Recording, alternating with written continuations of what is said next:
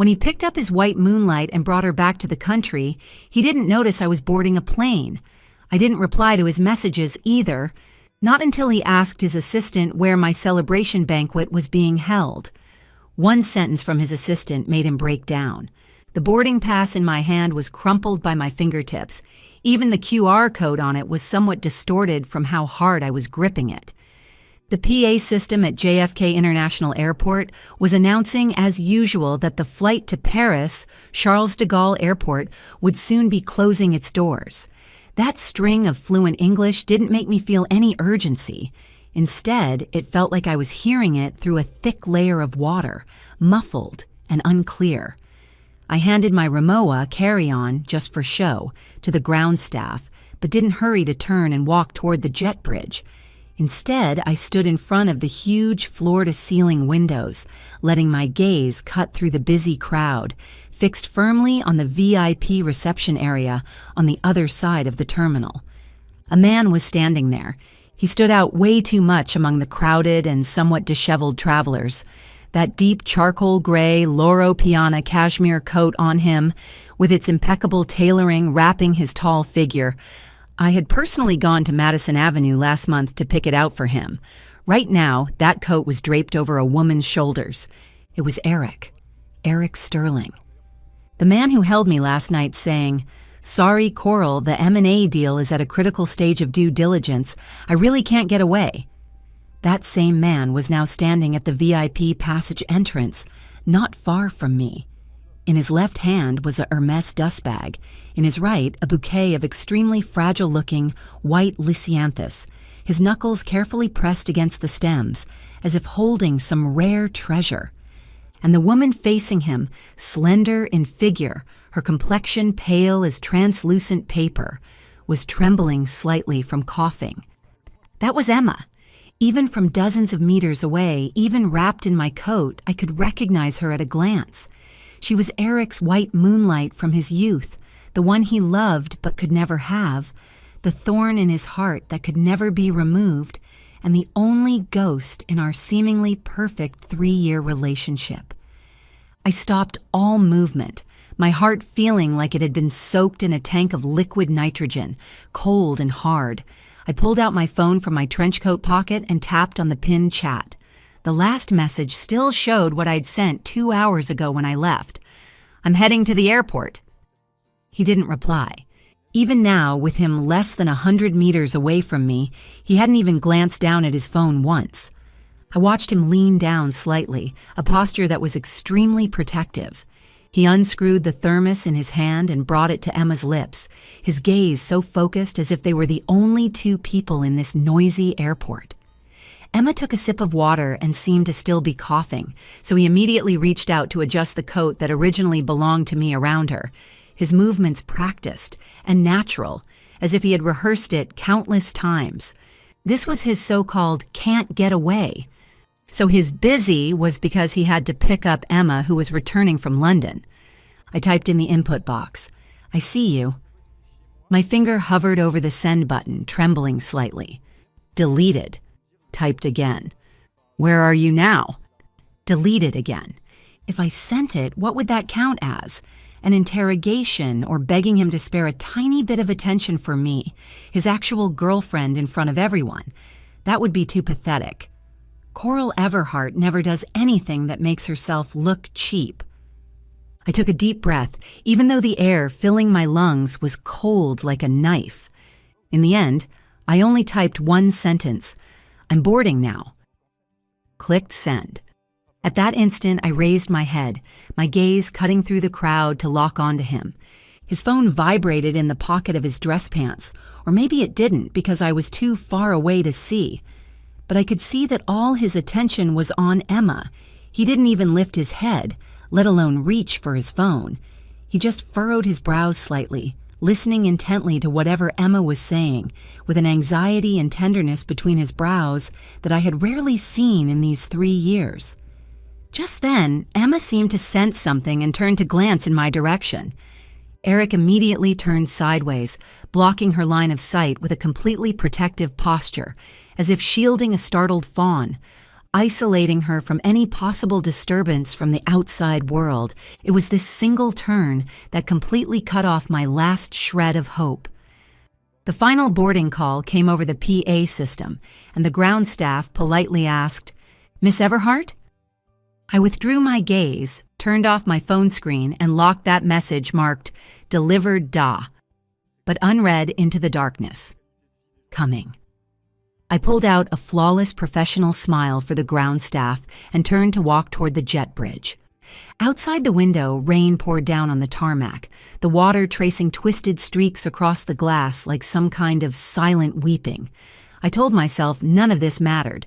This trip to Paris was to receive the nomination honor for the Pritzker Architecture Prize. This was the highlight of my career. I shouldn't let myself be distracted by a man. But when the wind rushed in through the gaps of the jet bridge, lifting the hem of my trench coat, I still felt a bone-chilling coldness. Turns out some promises really can only stay in that moment.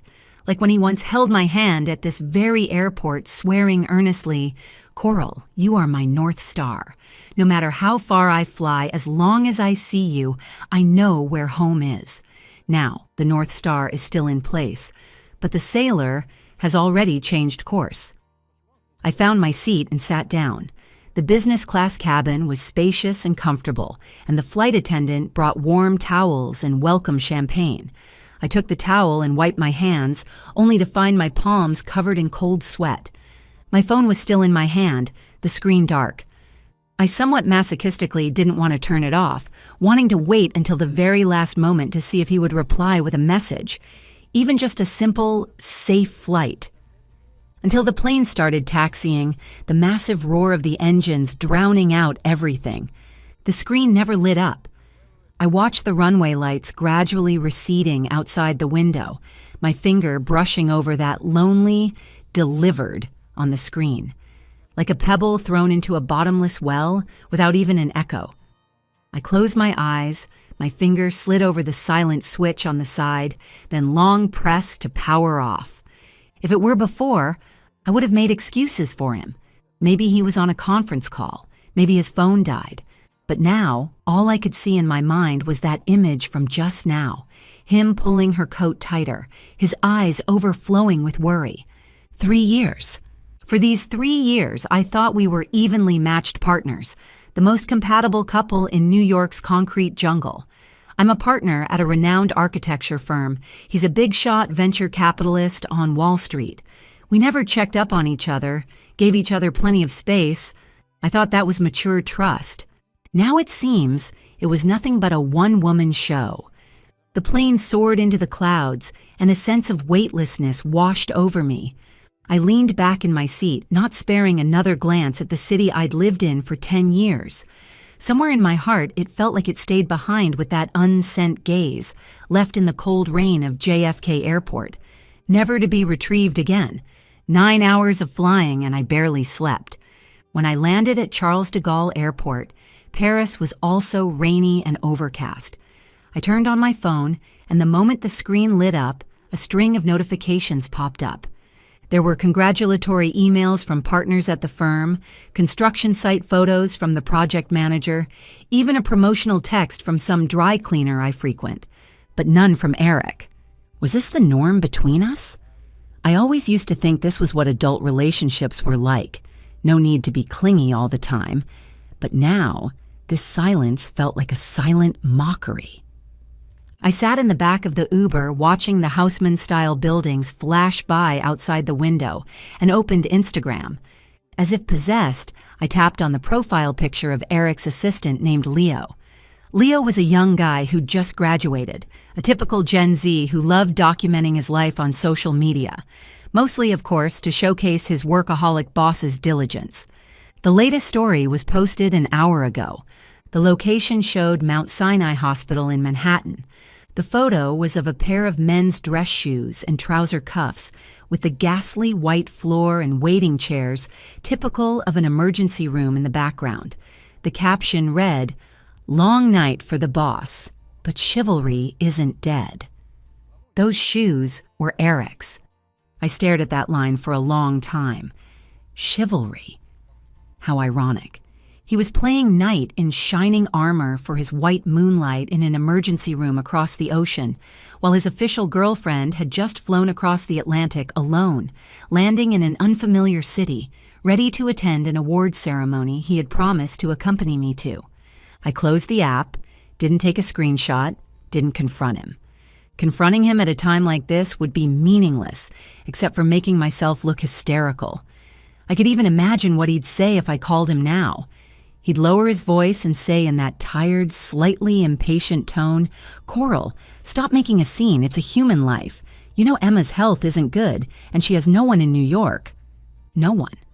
Those 4 words had been his excuse for breaking his principles for Emma countless times. The first time was on my birthday. We had a reservation at Per Se.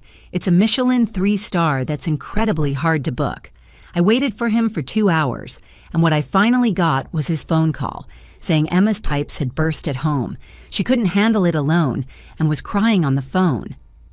That day, I finished that expensive dinner alone, looking at the empty chair across from me, telling myself to be understanding. The second time was when we went to the Hamptons for vacation. We'd just gotten onto the Long Island Expressway when Emma called saying her cat was missing. That cat was her emotional anchor, the one she'd kept by her side even during all those years abroad. Eric didn't say a word and turned around at the next exit. That day I sat in the car, watching him search for her cat in the pouring rain all night, completely soaked. What was I thinking back then? I thought, he's really such a loyal and caring person. I thought, as long as I acted sensible enough, considerate enough, someday I could become someone he cared about like that too. I was wrong. Some positions can't be earned through effort alone. Some people can't be won over just by waiting. The car stopped at the entrance of the Rosewood Hotel. The bellboy took my luggage and I walked into the lobby in my high heels. The reception manager in an elegant suit came up to greet me, smiling. "Miss Everhart, welcome to Paris. Is Mr. Sterling not with you? We've reserved the honeymoon suite for you." Just me. I handed over my passport, my tone as calm as if discussing today's weather. "Please change my room to a regular executive suite. I don't like spaces that are too big." The manager was stunned for a moment, then concealed his surprise with impeccable professionalism. "Of course, no problem." That night, I sat alone on the hotel terrace, watching the Eiffel Tower in the distance flickering with its hourly light show. In the champagne glass beside me, bubbles kept rising and bursting. I thought of that so-called Plan B theory. Eric once, on the night I got promoted to partner, had a bit to drink, held me and said, "Coral, you fit my life perfectly. You're smart, independent, don't need me to worry about you. Presentable when I take you out, and we can actually talk when we get home. Meeting you was my greatest luck." Back then, I thought this was the highest praise. Now looking back, every word sounds like describing the most suitable accessory. I don't make him worry, so I don't need him to look for my cat on a rainy night. I'm independent, so I can go to the hospital by myself when I'm sick. I'm presentable, so I won't make a scene at the airport over him and another woman getting handsy. I was too suitable. So suitable that he didn't even feel the need to give me any extra emotional value. I was his perfect substitute when Emma was absent, the optimal choice he made after weighing the pros and cons. But Emma, she was his irrationality, his impulse, the moon he had to take care of even knowing it wasn't suitable, even knowing it would be troublesome. I was once someone's star too. I touched the Tiffany diamond necklace on my collarbone. The pendant was a 6-pointed star. This was his gift on our 1-year anniversary. He said, "You are my North Star." But Eric, when your eyes only chase the moon, the light of stars becomes redundant and faint, and when daylight comes, it will be completely swallowed up. Stars get tired too. It doesn't want to keep trying to shine for someone who never looks up at it anymore. My phone screen lit up again. It was a message from my assistant Xiao Chen. "GEG. The venue for tomorrow night's celebration party is confirmed. It's at that gallery in Soho. Do you need to double-check the guest list?" I looked at that message. The sourness in my eyes slowly faded, replaced by an unprecedented clarity. This award was earned through 3 months of sleepless nights, revising dozens of versions of proposals. This is my glory, my medal as architect Coral Everhart, not someone's girlfriend. I replied in the chat box. No need to check. Send the list as originally planned. Also, notify security. Anyone without an invitation is not allowed in. Okay, then, what about Mr. Huo? Do you need to reserve a seat at the main table for him? Xiao Chen asked cautiously. In the past, on occasions like this, Eric always appeared as my family, even as the main sponsor. I lifted my wine glass and sent the last sip of cold liquid down my throat. No need. As I typed out those 2 words, I felt a liberating sense of relief. He won't be coming. I added another sentence, not because he was busy, nor because he was with someone, but because I no longer needed him to come. I stood up. The wind of Paris tousled my hair, but I had never felt so clear-headed. From this moment on, I would strip my life away from that endless waiting and passivity. Since he chose to be a knight, then I would be my own queen. This celebration banquet was my coronation, mine alone. It was 3 days later when I returned to New York. The moment I stepped out of Kennedy Airport's arrivals hall, I was wrapped in that familiar yet suffocating humid heat. New York summers were always like this, the air mixed with asphalt, exhaust fumes, and some nameless restlessness. I hailed a taxi and headed straight for the gallery in Soho. Tonight was my celebration party, also my self-prepared farewell dinner. Except the one being dumped didn't know he'd already been eliminated. My phone buzzed in my handbag. Once, twice, then settled into a stubborn rhythm. I knew who it was without looking. He probably finally remembered that the girlfriend who used to report to him even when going to a convenience store had been out of contact for 3 whole days. I pulled out my phone and sure enough, Eric was flashing on the screen.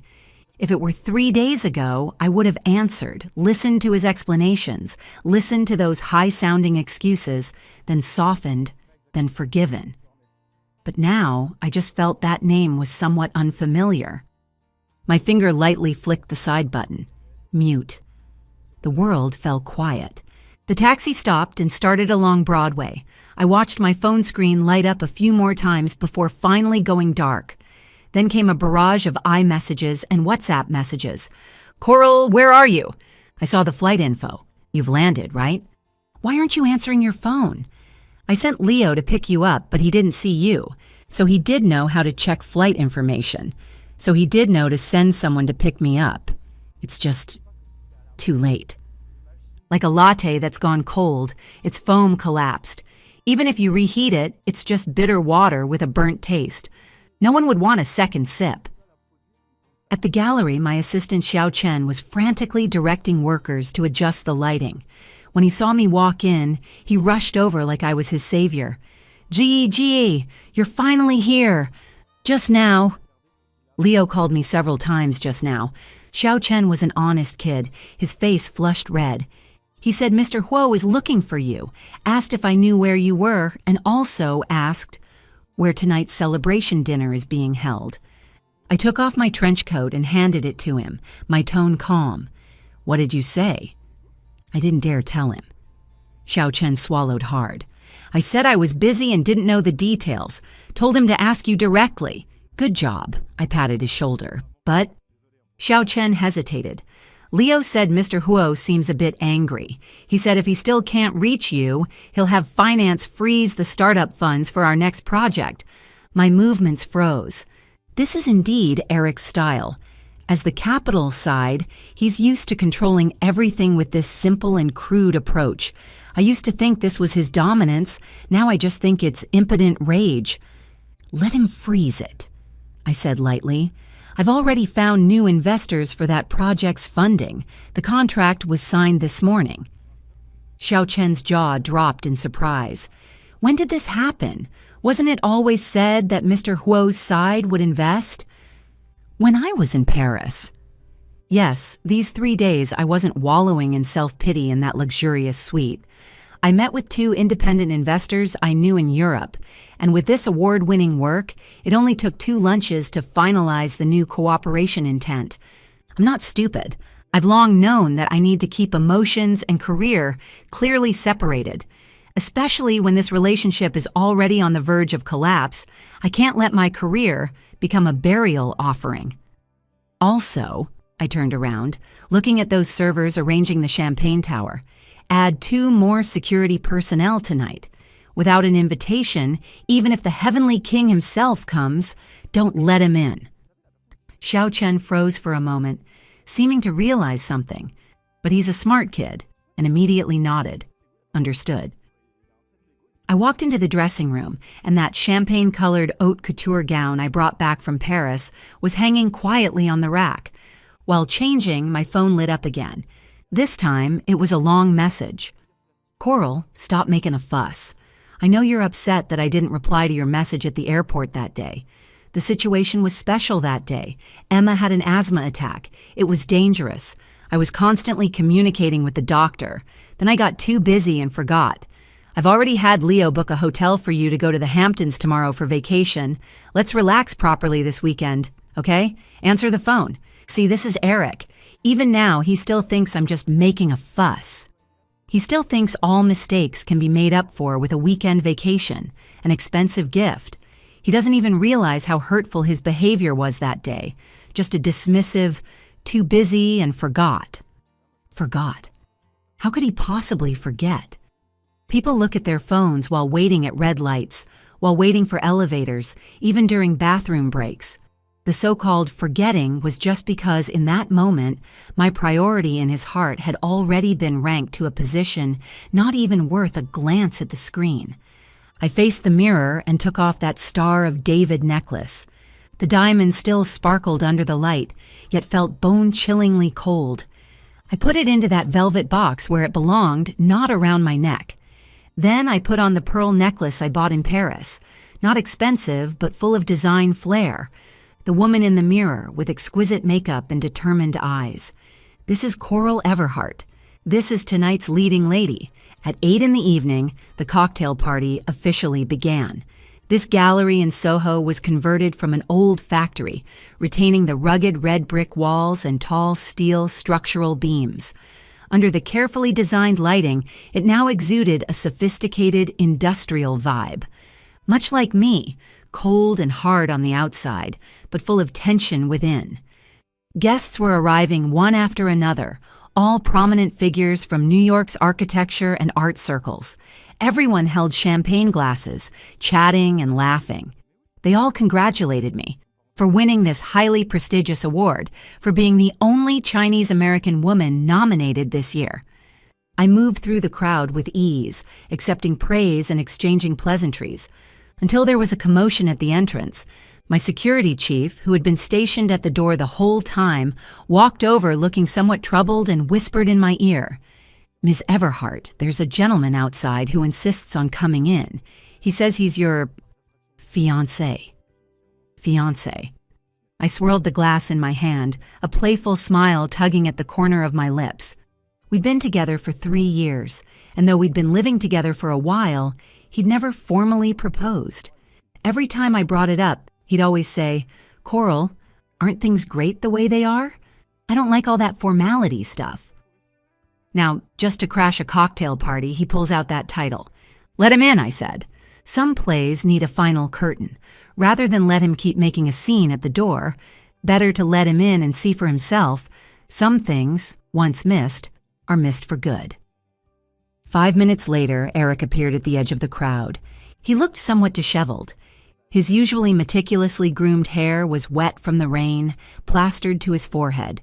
The dark blue suit he was wearing was clearly not formal attire for this kind of occasion, and there was even a patch of undried water stain on his shoulder. He had probably just rushed over from the company, or maybe from the hospital. He stood there, his gaze anxiously searching through the crowd, until it met mine.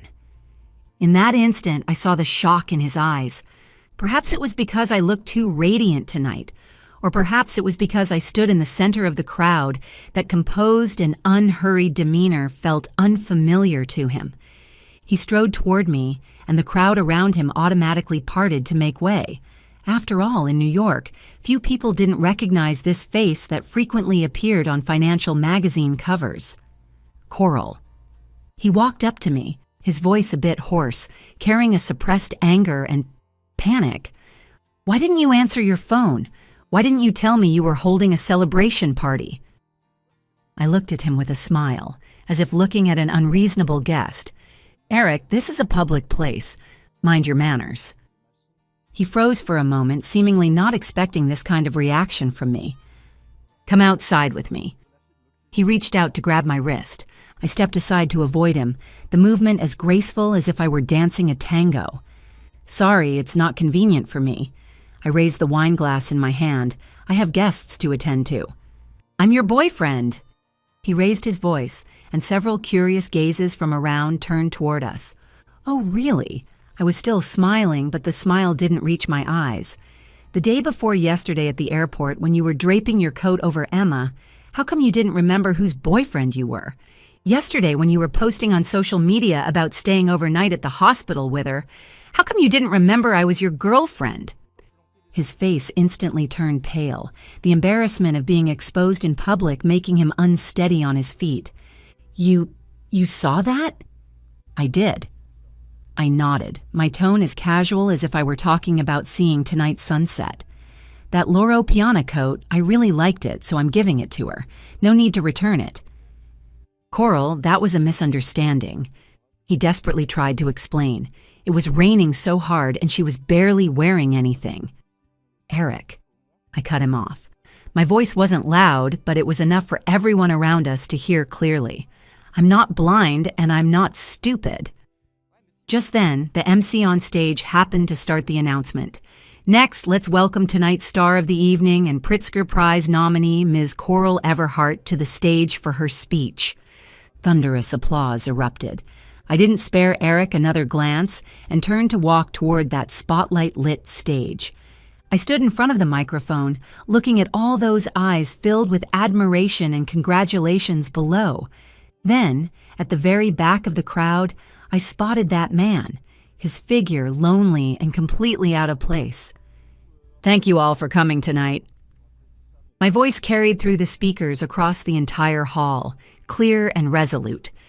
This award means so much to me. It's not only an affirmation of my past efforts, but also an expectation for my future. I paused for a moment, my gaze sweeping across the room, and in the end, I didn't linger on that person, but looked toward the void in the distance. I want to thank my team, my partners, and everyone who supported me and believed in me. I raised my glass. The only ones I don't need to thank are those who tried to make me a supporting character.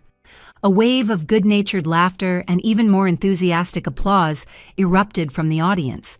Everyone thought it was just a witty remark from the leading lady. Only Eric knew who that line was meant for. I saw his body sway, as if he'd been struck hard by some invisible force. At that moment, the last trace of resentment in my heart completely dissolved.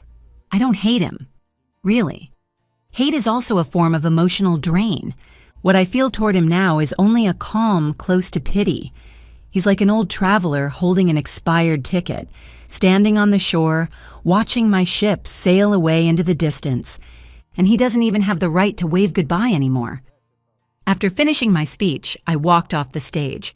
Eric was still standing there like a sculpture that had lost its soul. I walked to the nearby lounge area and took out the dark blue velvet box from my bag. Then I walked up to him. "This, I'm returning it to you." I placed the box on the white cloth-covered high table beside us, not handing it to him directly. I didn't want any physical contact. It was that Star of David necklace. Coral. He looked at the box, his voice trembling badly. "What do you mean by this?" "It means..." I looked into his eyes and said, word by word, "We're done." Why? He seemed unable to understand those words. "Just because of that dress. Just because I didn't reply to your messages." "Coral, we can talk about this. I'll definitely be more careful from now on. It's not because of the dress, and it's not because of the messages." I interrupted him, feeling somewhat exhausted. It's because I don't want to be your plan B anymore. Eric, go find your moon. I'm done being a star. After saying this, I didn't wait for his response and turned directly toward the door. From behind me came his somewhat hoarse shout, "Coral!" I didn't look back. Pushing open the gallery's heavy glass door, the cool night air of New York hit my face. It was still drizzling outside, but I didn't open an umbrella. Just like that, I walked into the rain, my high heels clicking crisply on the wet street. Rainwater slid down my face. I couldn't tell if it was rain or tears, or perhaps some kind of relief after finally breaking free. I raised my hand to hail a yellow cab. "Where to, miss?" the driver asked. I looked at the dazzling Manhattan nightscape outside the window, the lights blurring into brilliant spots of color in the rain. "Just drive," I said. "Anywhere is fine." Anyway, I wasn't going back to that place once called home anymore. My life, starting from tonight, has only just begun. The moving process was much faster than I had imagined. Early the next morning, I called a professional moving company. 3 burly men in uniform walked into our loft apartment in Tribeca and started packing my things. This apartment was something we had chosen together. Back then, Eric pointed at that huge floor-to-ceiling window and said, "Coral, you can see the best sunset in all of Manhattan from here."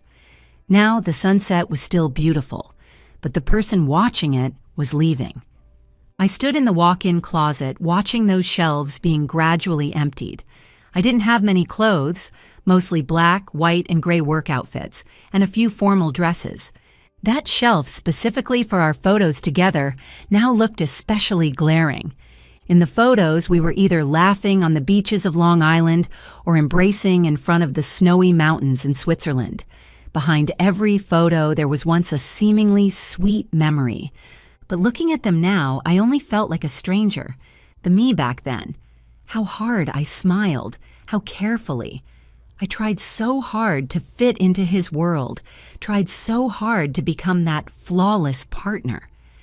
I turned those photo frames over one by one on the table and didn't take them. "Ma'am, do these need to be packed too?"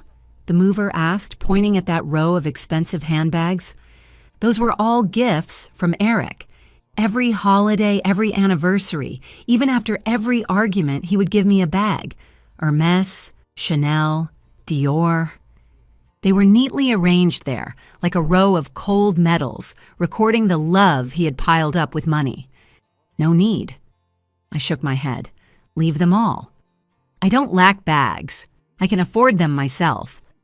I only took the books I bought myself, my design drafts, and those few potted plants I raised with my own hands.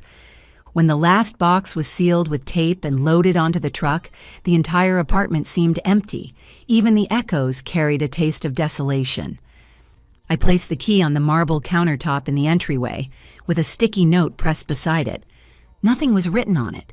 No need for goodbyes, because for someone unimportant, any word would be superfluous. Just as I was about to close the door and leave, the elevator doors opened. Eric rushed out. He obviously hadn't slept all night, with deep dark circles under his eyes and bluish stubble sprouting on his chin. That suit soaked by rain yesterday was still on him, all wrinkled like a crumpled rag. Seeing those stacks of boxes that hadn't been moved out yet, his pupils contracted sharply. "Coral, what are you doing?" He rushed over, trying to stop the worker who was moving the boxes. "Don't touch my stuff," I said coldly. The worker was sharp, immediately stepping aside to dodge him and hurrying into the elevator. "You're moving out?" Eric turned to look at me, his eyes full of disbelief. "Just because of this? Coral? Our 3 years together? You're giving up that easily?" "Easily?" I laughed, a cold and thin laugh. "Eric, in these 3 years, how many business trips did I turn down to accommodate your schedule? How many dishes I don't even like did I learn to cook just to suit your taste? How many times did I hold back the urge to call you just so you wouldn't think I was clingy?" I stepped closer to him, step by step, looking into his eyes. "That day at the airport, I also want to ask you, our 3 years together, did they also seem so easy to toss aside the moment you draped your coat over Emma?" He opened his mouth, seemingly wanting to argue back, but couldn't find the words. That was an accident.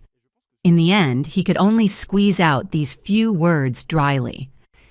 Accidents happen by chance, I said calmly, but neglect is a habit.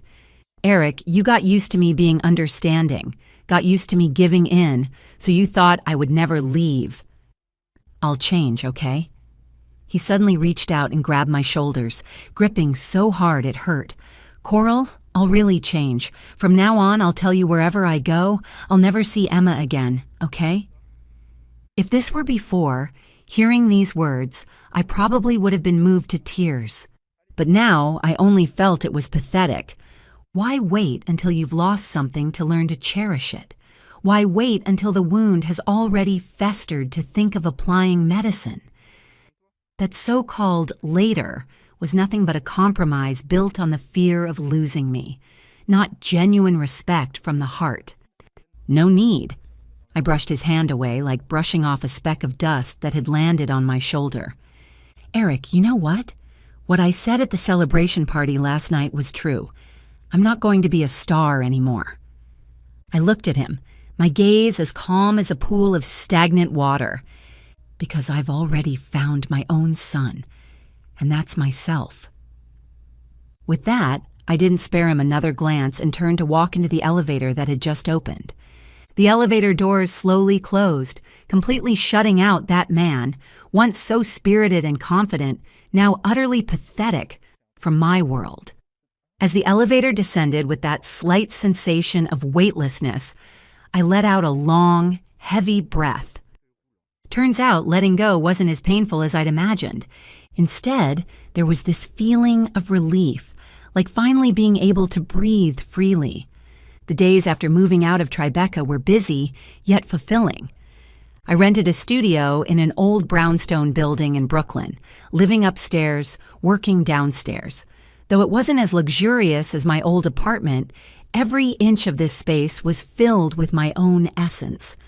In the mornings, sunlight would stream through the ivy-covered windows, and I'd brew myself a cup of pour-over coffee, then sit by the window sketching. Without that anxiety of constantly waiting for someone's messages, my inspiration seemed to flow more abundantly than ever. The nominated project quickly entered the detailed design phase. The new investors were very professional and gave me tremendous creative freedom. Occasionally, I would hear news about Eric from mutual friends. I heard he'd been in terrible shape lately, falling seriously ill after that celebration banquet. I heard he'd been frantically searching for me, even hiring private detectives. I heard he really hadn't seen Emma again, even though Emma had been hospitalized several times for feeling unwell. One day, I even received an unsigned letter in the mailbox downstairs from my studio. Inside was a check with a staggeringly large amount, along with a handwritten card. This is what you deserve. The project withdrawal was my fault. This is the breach penalty. Coral, if you're willing, you can come back anytime. E. I looked at that check and smiled. Then I tore it to shreds, along with the card, and threw them into a trash can by the roadside. I wasn't short on money, and I certainly didn't need this kind of compensation that reeked of charity. If he thought money could buy back dignity and feelings, then he had never truly understood me. Time flew by, and before I knew it, autumn had arrived. Autumn in New York is the most beautiful season, with the leaves in Central Park turning golden yellow and the air filled with the scent of chestnuts. That day, I received a special invitation. It was from the Pritzker Prize organizers inviting me to attend the annual Architecture Forum in Chicago and give a speech as a special guest. This was not only recognition of me personally, but also an affirmation of my design philosophy. On the day of the speech, I wore a white suit, sharp yet elegant. Standing on the podium, facing hundreds of peers from around the world below, I spoke with ease and confidence. I talked about my understanding of space, about the relationship between architecture and people, about how to find warmth amid steel and concrete. After the speech ended, the applause went on for a long time. As I walked off the stage, a man wearing a gray hoodie and a baseball cap stood at the exit. It was Eric. After not seeing him for several months, he had lost a lot of weight, his cheekbones somewhat prominent. Those eyes that used to always carry confident brilliance were now filled with red, bloodshot veins. He looked at me, his gaze so complicated it was hard to read. There was regret, obsession, and a deep sense of helplessness. "Great speech," he said, his voice hoarse. "Thank you." I nodded politely, not slowing my steps. "Coral." He stopped me. "Can we talk? Just a few minutes." I stopped and turned around to look at him. At this moment, facing this man I once loved deeply, I truly felt no ripples in my heart. It was like looking at an old classmate I hadn't seen in ages, or a former colleague. "Talk about what?" I asked. "About us." He struggled to utter those words. "There's nothing left to talk about between us." I glanced at my watch. "I still need to catch a flight back to New York. There's a meeting tonight. Coral, I really know I was wrong." He took a step forward, his tone urgent. "These past few months, I've been thinking about you every day. I didn't go to Emma, and I restarted that project from before. I've got all the funding ready, as long as you say yes." "Eric?" I interrupted him, my tone gentle yet firm. "You still don't understand? The problem between us was never about Emma nor about that project. I pointed to my own heart. It's because of here. When you habitually put me in second place, when you took my efforts for granted, we were already over. A broken mirror can never be made whole again. Even if you glue it back together, the cracks will always remain. Besides," I smiled, a genuine sense of relief from the heart, "I'm doing really well now. Really well. I don't want anyone to disturb this peace." With that, I didn't give him another chance to speak and turned to walk toward the Uber waiting by the roadside. The car started, and I saw in the rearview mirror that he was still standing there, like a withered tree. The autumn wind of New York swept up fallen leaves, brushing past him. I withdrew my gaze and looked ahead. The road was wide, the sky was high. My future still held infinite possibilities,